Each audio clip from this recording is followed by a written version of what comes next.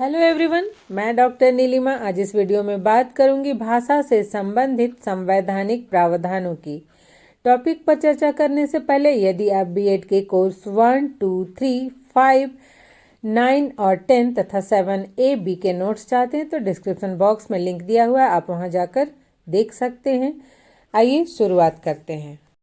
जैसा कि मैंने अपने पहले वीडियो में भी बात किया था कि हमारा देश जो है वो भाषाई विविधता का देश है। तो जब हमारा देश स्वतंत्र हुआ, भारत की स्वतंत्रता और उसके बाद संविधान के निर्माण के पश्चात संविधान सभा ने हिंदी को भारतीय संघ की राजभाषा स्वीकृत किया तथा अंग्रेजी को सहराजभाषा का स्थान प्राप्त हुआ। इसके अतिरिक्त संविधान की 8वीं अनुसूची में 22 लैंग्वेज को 22 भाषाओं को स्थान दिया गया है। इतना ही नहीं, भारतीय संविधान में संघ की राजभाषा के साथ साथ आयोग और संसद की राजभाषा, प्रादेशिक भाषाओं, उच्चतम न्यायालय की भाषा, हिंदी के विकास, व्यथा के निवारण अर्थात समस्या समाधान के लिए आवेदन में प्रयोग की जाने वाली भाषा आदि से संबंधित कई प्रावधान किए गए हैं, जिसका संक्षिप्त विवरण इस प्रकार से है। भारतीय संविधान के भाग 17 के अंतर्गत आर्टिकल 343 से 351 तक राजभाषा हिंदी के प्रयोग से संबंधित प्रावधान किए गए हैं। सबसे पहले हम बात करेंगे आर्टिकल 343 की। यह संघ की राजभाषा से संबंधित है। इसमें कहा गया है कि संघ की राजभाषा हिंदी होगी और संघ की लिपि देवनागरी होगी तथा संघ के प्रशासकीय कार्यों के लिए प्रयोग होने वाले अंकों का रूप भारतीय अंकों का अंतर्राष्ट्रीय रूप होंगे, जैसे कि 1, 2, 3, 4, 5, 6, 7, 8, 9 एवं 0।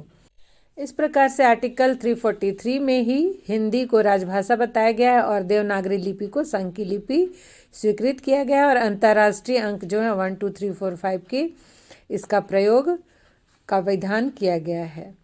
संविधान के अनुच्छेद 343(2) में कहा गया है कि संविधान के लागू होने के आरंभ के 15 वर्ष में सरकारी कामकाज के लिए अंग्रेजी भाषा का प्रयोग जारी रहेगा और अंग्रेजी के प्रयोग को जारी रखने का एक उद्देश्य यह था कि 15 वर्ष की अवधि में हिंदी का समुचित विकास हो जाएगा और शासन के सभी भागों में फिर इसका प्रयोग किया जा सकेगा।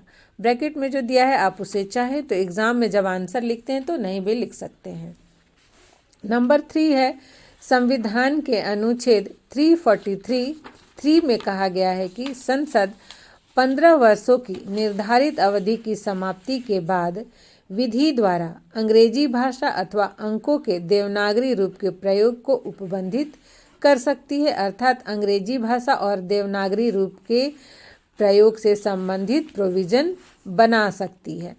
ऊपर हमने देखा कि आरंभ के 15 वर्षों में अंग्रेजी भाषा के प्रयोग को जारी रखने का विधान किया गया है। अब हम देखते हैं आर्टिकल 344 को, राज्य भाषा के लिए संसद का आयोग और समिति। 344 के अनुसार राजभाषा के विकास के लिए आयोग और संसदीय राजभाषा समिति के गठन एवं कार्य संबंधी प्रावधानों का उल्लेख है। इसमें व्यवस्था की गई है कि संविधान के प्रारंभ से 5 वर्ष की समाप्ति के बाद और उसके पश्चात 10 वर्ष समाप्त होने पर राष्ट्रपति एक आयोग का गठन करेंगे।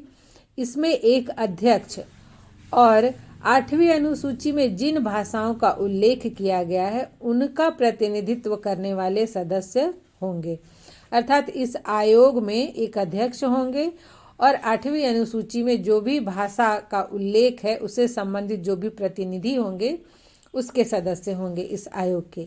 आयोग द्वारा संघ तथा राज्यों के बीच एवं एक दूसरे राज्यों के बीच में संचार की भाषा इत्यादि से संबंधित विचार किया जाएगा और हिंदी भाषा भाषी क्षेत्र के लोगों के न्यायपूर्ण दावे एवं हितों का भी सम्यक ध्यान रखा जाएगा, अर्थात संघ और राज्य आपस में किस भाषा का प्रयोग करेंगे पत्र इत्यादि के लिए, या फिर एक राज्य दूसरे राज्य से किस भाषा का प्रयोग करेंगे पत्र इत्यादि के लिए, संचार के लिए, इससे संबंधित विचार किया जाएगा। और जो हिंदी भाषा भाषी क्षेत्र हैं उनके हितों का भी ध्यान रखने से संबंधित प्रावधान किया गया है। इस अनुच्छेद के कारण ही सही मायने में हिंदी का विकास एवं प्रयोग से संबंधित जो भी प्रगति हुई है वो संभव हो सकी है। सरकारी कार्यालय हो, बैंक हो एवं अन्य संस्थाओं में राजभाषा के रूप में हिंदी की प्रगति देखने को मिलती है। नेक्स्ट है आर्टिकल 345, राज्य की राजभाषा या राजभाषाएं। इस अनुच्छेद के अनुसार राज्य विधानमंडल को यह अधिकार है कि वह हिंदी या राज्य में प्रयोग की जाने वाली एक या एक से अधिक भाषाओं को अपनी राजभाषा घोषित कर सकता है। फिर है नेक्स्ट नंबर 4, आर्टिकल 346, राज्य एवं राज्य संघ के बीच पत्रादि की राजभाषा। इस अनुच्छेद के अनुसार एक राज्य और दूसरे राज्य तथा राज्य और संघ के बीच संचार पत्रादि की भाषा संघ की राजभाषा होगी, किंतु यदि दो राज्य सहमत हो या उनमें आपसी करार हो तो उन राज्यों के बीच पत्रादि की राजभाषा हिंदी तो होगी ही एवं बहुभाषा का भी प्रयोग किया जा सकता है। अर्थात यदि दो राज्य चाहें, उनमें करार हो, सहमति हो, तो वे पत्रादि के लिए राजभाषा हिंदी के अतिरिक्त किसी अन्य भाषा का भी प्रयोग कर सकते हैं। नेक्स्ट नंबर 5, आर्टिकल 347, देश के किसी राज्य की जनसंख्या के किसी भाग द्वारा बोली जाने वाली भाषा के संबंध में विशेष उपबंध। अर्थात देश में कोई राज्य ऐसा हो जिसकी जनसंख्या जो भाषा बोलती है उसके संबंध में प्रोविजन से रिलेटेड है ये आर्टिकल। इस अनुच्छेद के अनुसार यदि किसी राज्य के जन समुदाय के किसी भाग में बोली जाने वाली विशेष भाषा के प्रयोग के लिए राज्य द्वारा विशेष उपबंध की मांग की जाए और राष्ट्रपति इस मांग से संतुष्ट हो तो उस भाषा को शासकीय मान्यता दे सकते हैं। नेक्स्ट नंबर 6, आर्टिकल 348, उच्चतम न्यायालय, उच्च न्यायालय और अधिनियमों आदि में प्रयोग होने वाली भाषा से संबंधित है ये आर्टिकल। संविधान के अनुच्छेद 348(1) में कहा गया है कि जब तक कोई और व्यवस्था नहीं की जाए तब तक उच्चतम न्यायालय तथा प्रत्येक उच्च न्यायालय की सभी कार्यवाहियां अंग्रेजी भाषा में होंगी। और संविधान के अनुच्छेद 348(2) में कहा गया है कि केंद्र और राज्यों के सभी अधिनियम, विधायक एवं विधायी आदेशों आदि के अधिकृत जो भी पाठ होंगे वह अंग्रेजी में होंगे। अर्थात जो भी नियम, विधि, अधिनियम होंगे उससे संबंधित जो कुछ भी लिखा जाएगा वो अंग्रेजी में होगा। नेक्स्ट नंबर 7, अनुच्छेद 349, भाषा संबंधी कुछ विधियों को अधिनियमित करने के लिए विशेष प्रक्रिया।